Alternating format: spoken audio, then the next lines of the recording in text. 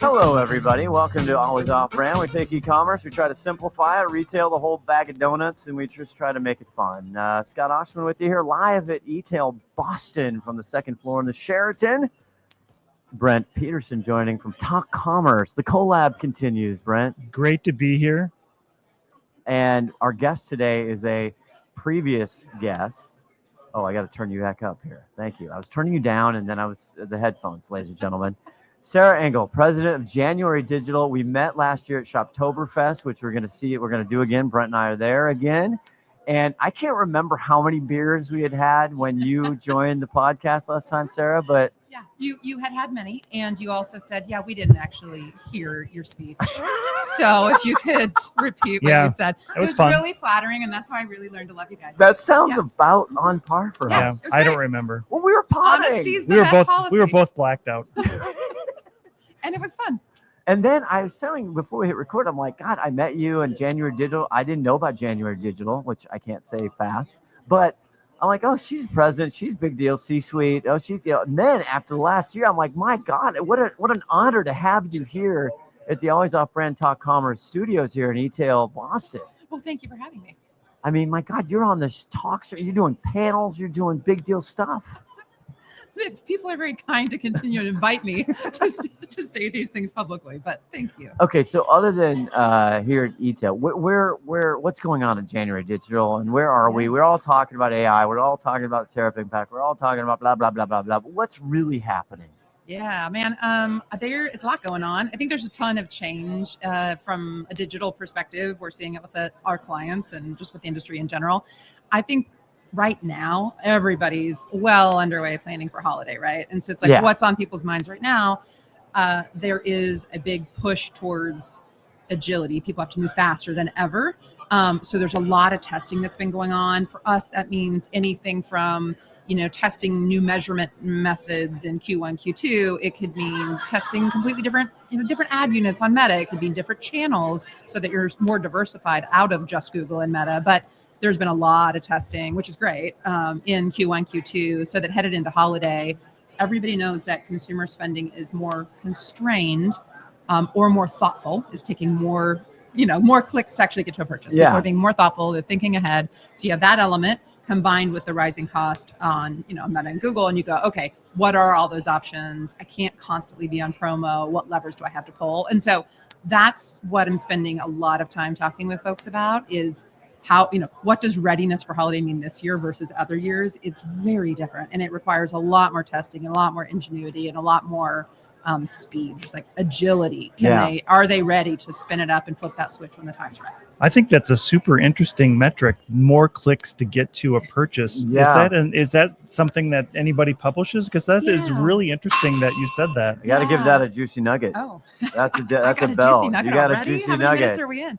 Not many. No, I mean, we hear this across the board, and we can see it in the data. So it's like, if it maybe took, let's look at a high-end shirt, something that you're going to really, spend on. You really want to have a nice piece, a nice investment piece like this right here. Right there on YouTube. And in the past, you might have, clicked once or twice, gotten to what you wanted to purchase, get out. And now it's like, oh, let me put it, they even will put it in the basket, sit there and kind of use it as a wish list, think more about it, come back later, come back in a couple different ways. So a lot of the work we're doing right now is in incrementality work, MMM, like where are people actually coming from? What clicks are actually meaningful? Like what does the path looks very different. The path is longer. And a lot of that has to do with a longer consideration process. There is some really interesting data that came out already about back to school where consumer spending was slid up. Like you look at what happened with Prime Day, of course, but it actually slid up. And it's not that they spent more money. In fact, many spent less than they had in the past because of the realities of the economy. But it was that they were being more thoughtful and planning ahead. In the past, you would go, I'm just going to wait until the kid goes back to school because maybe it'll go on sale. Yeah. There was a lot more, let me do it now. I think tariffs might impact it. I need to be more thoughtful. I need to spread it out. So I'm watching that. If you use that as a proxy for what can happen as we get into holiday, that is a very interesting trait right now that even your like there's a lot of studies right now out there too that aspirational spenders are less impactful. There are less aspirational spenders. You have a luxury spender and you have a kind of day-to-day spender, but that aspirational group is shifting. So if they are buying, they're doing it in a more considered way. They're planning ahead. They're waiting for a really big occasion that they want to celebrate. So there's just a lot of those changes going on from a consumer behavior perspective that will really impact holiday. So, that's a lot of what we're getting people prepped for. But the measurement piece in the first half of this year, like knowing exactly where they're coming from, knowing what's working, knowing what's actually incremental versus I'm just spending to spend, like that's where people are focused. Yeah, but in the middle of that, from a practitioner's, then you have Google and Meta changing their platforms dramatically. Yeah. So the way that we could target and search, and again, we've seen fluctuating cost per clicks all over the board, right? Then there's the threat of LLM search, and then there's all this other stuff going on. So it's like Meta's still working. Yes. It's still working really well, but they've now got the AI bots, just like everybody. Amazon wants to do the same thing. And so it's, I don't know, the person at the keyboard, right, who's driving the campaigns, it's just a little less, and we can't drive it as much. I don't know. I feel like, I don't know, Sarah, if you see this, there's just less controls by the practitioners who used to have controls, because the machines don't make as much money if the human has control. Wow, that took me a lot to get out. Yeah, no. Wow. I'm actually exhausted. You're like, I'm tired. And I don't remember the question or the comment. I know. No, I do. I know what you're talking about. I do. I got you. Yes, we have tested the, manual human interaction versus the machine. Like, let's just put it in the easiest, simplest terms. And the machine is winning, especially with Meta, right? Yeah. That said, within the parameters that the humans and that the client team, that everybody sets towards, this is what's important to us, this is what the goals are, here's how we measure success, right? If those parameters are right, Google and Meta are both getting significantly better at driving great results. So there's a lot of beta testing going on right now. Like, you've got to be on the front end of it. And I think that, a group like ours, we're constantly every alpha test, every beta test, like constantly making sure, because it continues to change. Then you put on top of that, okay, I've had a lot of conversations this week here, but in general, around what does that mean for AEO, GEO, whatever you want to call it. How else are people that's finding a good acronym. Through, that generative engine optimization. Right. Or agent engine optimization, whatever you want to call it. But that has been a big point of conversation as well, because traditional SEO and the way that it worked and what it rewarded and the way the machine crawled it is there is a difference between. But come on, Sarah, just talk like nobody's listening. Nobody's listening. Nobody's listening. One thing that came the up. Faithful 68. I mean, they know what I'm talking about. Do we really have to change everything right now for the Everything's crawlers, going to change. the GEOs, the AEOs? Come on. You know what would make me happy? If people realize that, like, actually creating things that are true and authentic and that can be, as opposed to like, I'm going to do all this keyword stuffing, and I'm going to do all of these things to try to trick the system because I want the machine to read it. Yeah. What's being rewarded more? I mean, if you look at what's actually being rewarded, Reddit's number one. Like, that's actually what's being. Because people are reading it, because right? people are reading it, and it's written by humans. I should have invested in Reddit like a year ago. It's under engagement now. That's the measurement. It's no longer what the machine thinks. It's how long somebody sits on a page. And you know why? I don't know how you guys feel about this. Because people want to be entertained. That's all we want, is to be entertained. You want somebody on Reddit to tell you you're a F-bomb, it's stupid funny idiot. As shit. It's hysterical. So I moderated a session yesterday, and did you? And are you a moderator? Erica asked the question: how many in this room are using agentic AI or agentic anything right now? And there wasn't one person that raised their hand. It's like, everybody's talking about it, but nobody's doing it. That's because we're inside the room. We're inside the bubble. It's all exciting to us because we're in the machine. Yeah, we've been keyword stuffing for 15 years. We're tired. We're like John Travolta in the bubble. You know what's interesting, you guys? Wait, should I get a bell for that? Actually, you know what? I'm gonna hit this one. This deserves this. Is it the boy in the bubble? OMG. Thank you for that. Or this. You got to have him queued up. You can't do it like 10 minutes later. Hey, we'll fix it in forgot post. the joke. We'll it's fix fine. it in post. Yeah. Everybody forgets the joke. Reddit is just comical. Like, I go to these places to be entertained. Am I going to pick a couple things up? I don't believe anything anymore. Thank you. Thank you, Wolf. It's my one source of truth. It's hysterical. That's where I get all my news. It's absolutely hysterical. Am I wrong? I try not to go too deep down that rabbit hole because sometimes I'm like, what is happening with humans? What would you say you guys are doing? This is like Twitter. I used to love Twitter because I'm a sports guy. I love cultural comedy, sports and stuff. It was my sports. Now it's not for me. I don't even barely go on there because it's just different. You know what I mean? Yeah. And I go to Instagram. The Reddit is hysterical. Anyway, that's my whole thing. Can I ask a serious question for a minute? But yes. No, so wait. Are you seeing? Yeah, okay. I'm getting courted by Reddit all the time to advertise. Oh, yeah. Do you see it as a valued channel? And I see advertisers. I see Klaviyo. I see all the major players there on Reddit now. I am starting to see it. I do not see a lot of spend going there yet. Yeah. We're starting to. We've been having those conversations. We have it's some like TikTok, right? You guys are dealing with the whole TikTok thing as well. Yeah. We do see spend going into TikTok. We see spend going into YouTube, anything video related, but I'm not seeing a lot of spend go into Reddit yet. I do see it as an opportunity considering the Sarah Engel, president of January, did it. Do you think YouTube is like a little sneaky sleeper thing that's not quite, people aren't. That they're undervaluing. That they're undervaluing. I do. The number of conversations. I agree with you. I agree too. The amount of the variation in the amount of time people can watch and how invested they are in the emotional resonance of it and the opportunities and the way they're advertising, and you can actually measure the dang thing. So like, I think there is a lot more opportunity there right now.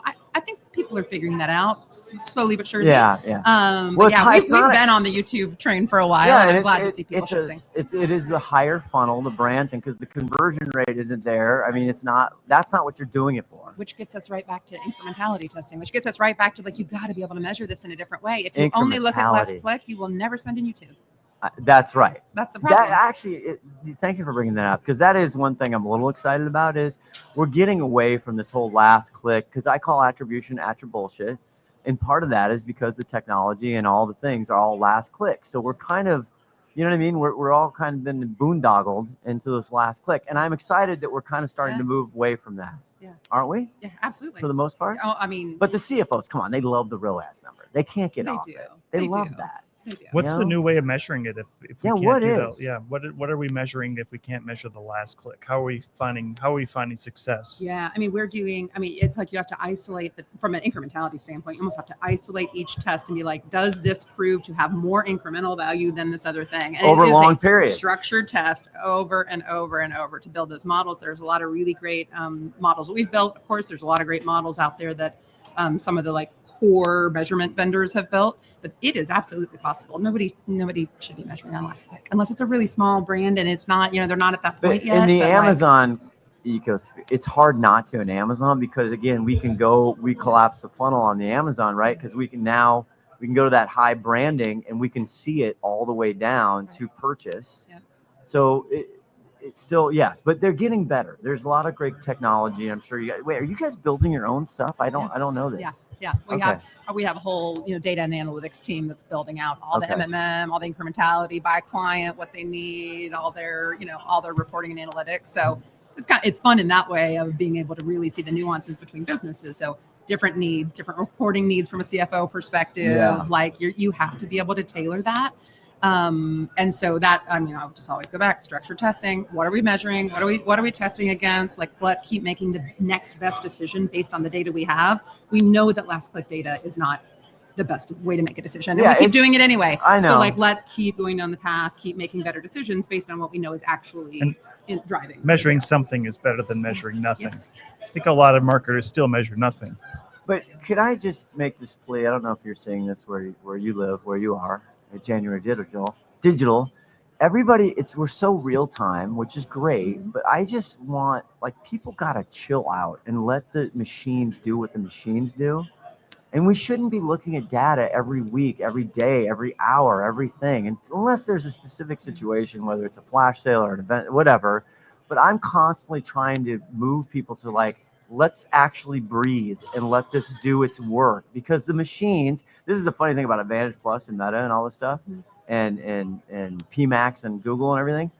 People don't remember This stuff is still new. Yeah. They just did, this is like 18, 24 months. So the machines, think about the machines and the inputs. That's why they're getting better and getting smarter, is because they have more reps under their belt and they have more data. Right.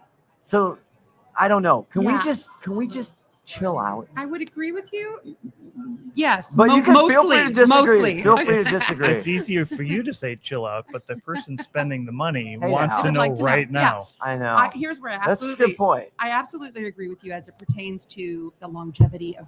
I'm not going to pound the table. You'll get mad Yeah, at me. this shop's over face is coming up. I know how you feel about the table pounding. I need a sound I effect. need to of sit that. on my hands. Yeah. I'm a hand talker. Here we go.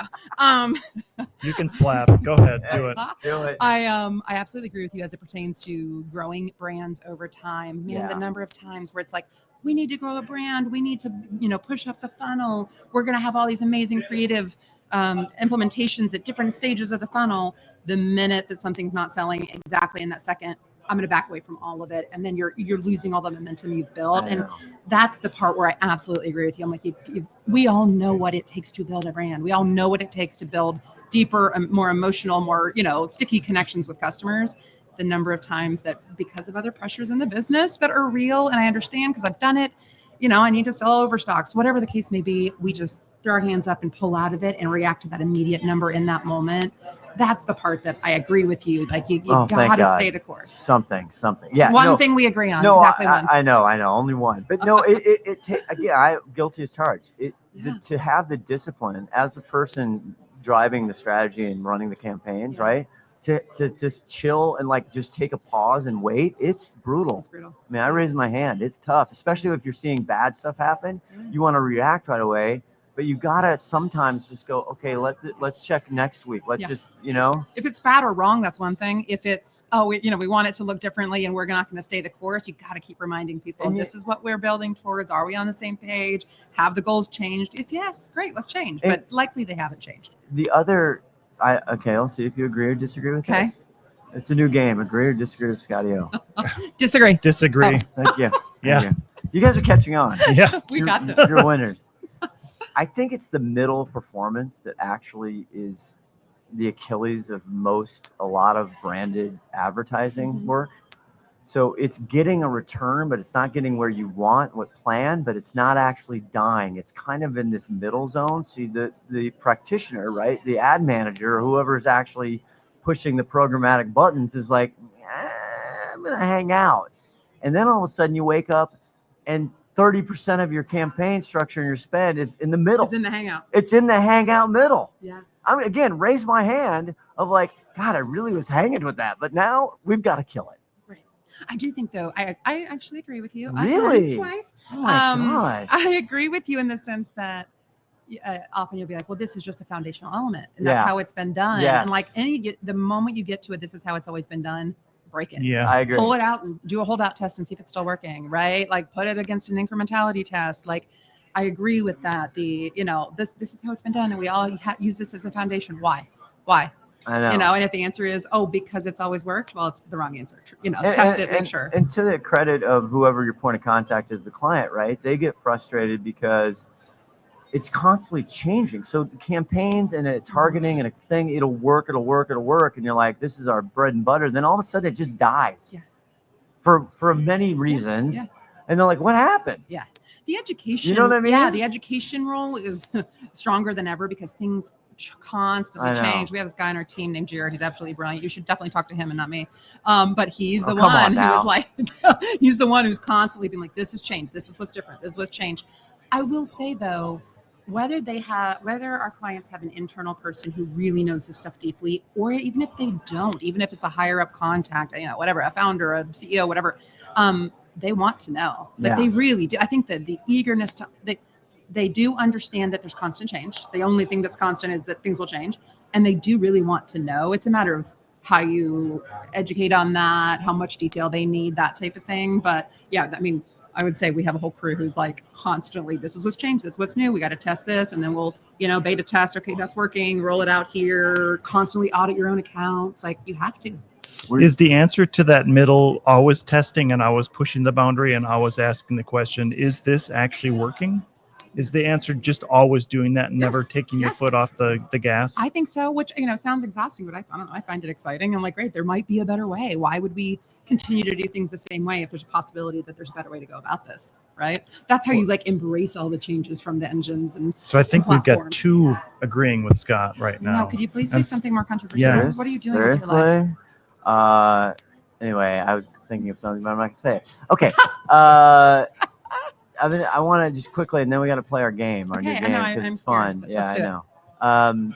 Were you caught up like I was in the fact that Amazon all of a sudden did not spend a dime in Google advertising from the 23rd of July to like August, whatever? Oh, yeah. I reported on it. Yeah. I know you did. Yeah. You that blew me away. Now, according, again, I don't know when this is going to come out, so this could have all changed, right?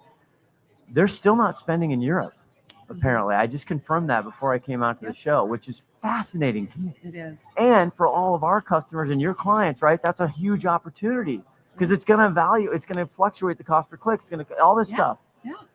And I think. What do you think about this? We were definitely like an instant point of conversation, and then the day after, week after, the constant is it changing? And I saw mobile it was, in desktop it was. I couldn't figure what the hell's going on. Yeah, the impact was less than we hoped. We were like, great, please bring the prices down. I know. It was less than we hoped, but there was certainly impact. I think right after them being like, okay, we are gonna firewall all this information from ChatGPT searching it, and they've always they've never given brands their own data back. They've always had that walled garden mentality. So it doesn't surprise me at all that they would be like, we're going to keep building it our way. This is our walled garden. It's our ecosystem or bust. It's worked for them, right? How many people use Amazon for search and purchase and get right out, and they've never left the ecosystem. So it doesn't surprise me, but I really hoped it would result in a lot lower prices. Yeah. Brent? I have no comment. Oh. Wow. That could be a drop. Yeah, it could be. That could be the clip that I use over there you go. and over. That's not one of your new sound effects. I agree. I mean, I agree 100%. No, I think it's I love all the speculation on the LinkedIn, on the Linky. I love all the different conversations. I think it's fantastic because that's, again, according to Jason Goldberg, this is $17 billion that Amazon pays Google every year. Yeah. That's just too much money, man. That's just too, on both sides. Yeah. It's too much money. Okay. Time to play our game. We'll have a little intro here. Again, I don't know if this is going to be... I can't let you see the answers. That's my problem here. Okay. I'm going to try and turn your headphones down because it's a little loud. All right.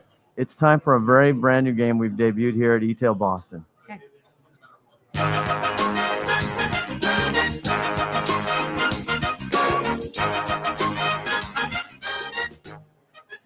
Welcome to Name That Acronym, where we give you the acronym and you tell us what each letter means. It could be lame. It might be entertaining. Here we go. All right. All right. Welcome to Name That Acronym. Okay. Our contestant here, Brent, do you get to play? Yes. Okay. I can actually chime in. I've noticed that you're like Will Shorts here. Teaming up actually is proved to be well done. Okay, let's start with a very I don't know. There's some different ones. This I think is interesting. JIT. I've never really heard it say this way. JIT. JIT. Any thoughts? Japan International Telegraph. This is an inventory and fulfillment term. That probably is a clue I should have said in the beginning. That's easy. Can I say it? Just in time. Yeah. Sarah said it just in time. Just in time. I like to get your confidence up. Yeah. Thank you. Thank you. I can't decide. I thought my first answer was better. It was. It was. I wasn't listening, but I think it was. Yeah. No. This is one I've given a lot of people, and I'm trying to decide as a listener. Do I want to hear the same shit? Do I want to hear the same acronyms every time? I think we should make the most ludicrous responses. I think FIFO, but I think just in time is, okay. That's a really old one. Oh, you know what's a new one that's not on the list I wanted to ask you? OLV. Oh, OLV. Yeah. OLV. Advertising. Lifetime value. It's in advertising. Yeah, it's lifetime value. And the O means, why am I having a brain blank right now? Olaf. Olaf. Yeah, from Please forgive me, Sarah Engel. Oh no. Tell me. Online video. Oh. Well, of course. Online video Oh my God, my and team's gonna, the like- lifetime Oh. value, the LTV. My brain just like mixed No, them I together. understand. Like I did, like some I'm of these. sorry, Nick. No, I've used some of these like day in and day out for my whole life, and I'm like, I don't know what that Yeah. means. Nobody says OLV. Who says it? Oh, the My media team- my planners, the team media every buyers. day. Yes. They say it How every day. many Yes. teenagers Every say day. it? Another None. one they say all the time. Let's just say in this, which again is DSP. DSP. Mm-hmm. Yes, me. Anything? I know what it is. Go for it. Digital There you service provider. No. That's. Let me do this to Brent. That gives me great joy for some reason. go. What do you call digital service provider? Dead snail militia. I'm just going to come up with the most random. Yeah. things. No. Demand side platform. Oh. DSP. Again, your team is gonna just absolutely scorch I know, you for it's this. fine. This is. No, I this mean, I is- know the answer. Yeah. I already Is it- forgot what it is. That's No. okay. Let's get into finance and business. I think this is I love it. Yeah. again, we were talking about the I've done these before, but this is one that trips everybody up. Now I'll go easy on you guys. CAC, CAC. The cost CAC. of acquisition. Yes. Yeah. Customer acquisition cost. You know what, Sarah I Engel? like the CAC one. Yeah.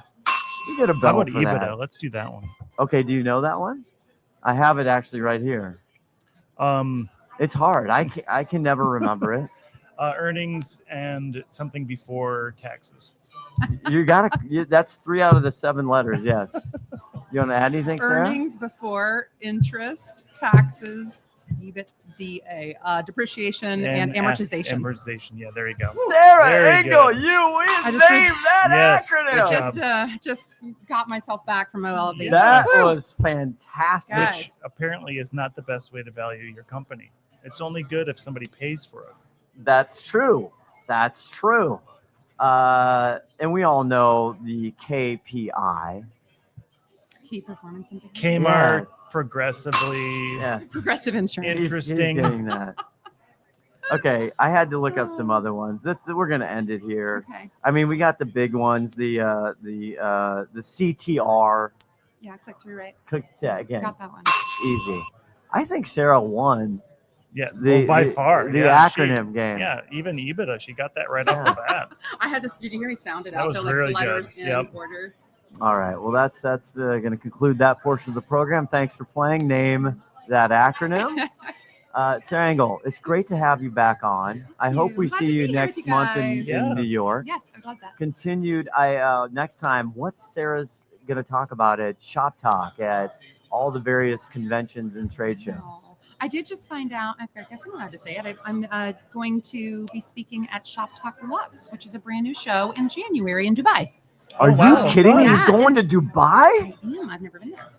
That's fun. yeah. Can I go? Yeah, come on. Come on. It'll be great. I bet you get a free ticket. It's interesting though because You have they're to pay doing for your flight. It's not just retail luxury, it's all luxury. Oh, like really? their auto and travel. And so like I'm excited. Rebecca's heading up the show and I think it's gonna be really interesting. So. It'll be a 787. She says all these names. She's such a great casual name dropper. Like we know I'm- these people. Rebecca. Giving her Oh yeah, love. I'm Christine, giving her whatever. love. That's it's a great. new role and I'm proud of her. It is a new role. That's fantastic. And I don't know who she's talking about. But anyway, the reason we love doing these shows is because we meet great people like you. Why? Because people matter. And you're listening to Always Off Brand. We'll talk to you later. More from eTail Boston. Bye. Hey there, this is Haley from Quickfire, and they want me to read this so you know what this podcast is part of and how to find out more if you want. Always Off Brand is a production of Quickfire LLC and a part of the Learn and Laugh series on the Quickfire Podcast Network. For more information, go to quickfirenow.com. Have a good one, and thanks for listening.